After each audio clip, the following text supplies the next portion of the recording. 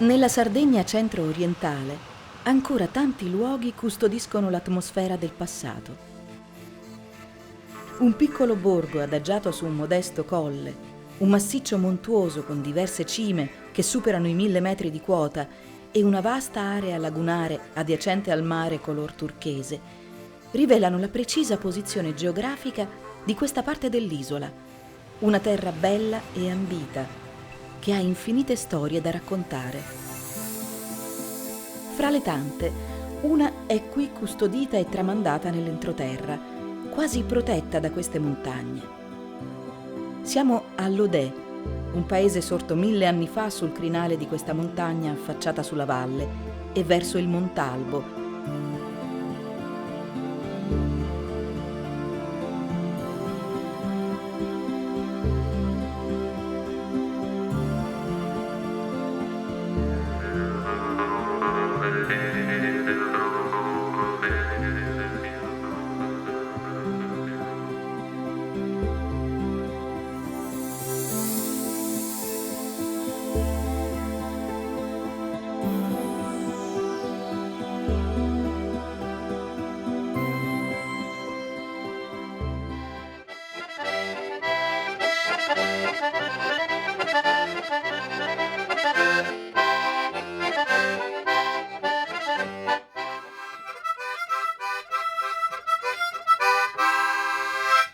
Piaghi tu testa.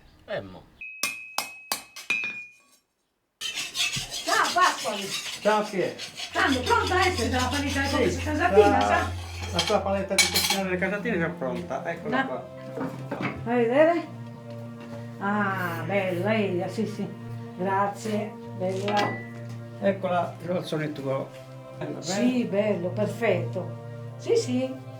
Piera e i suoi colleghi lavorano per l'agenzia Forestas della regione Sardegna, nelle bellissime campagne del paese.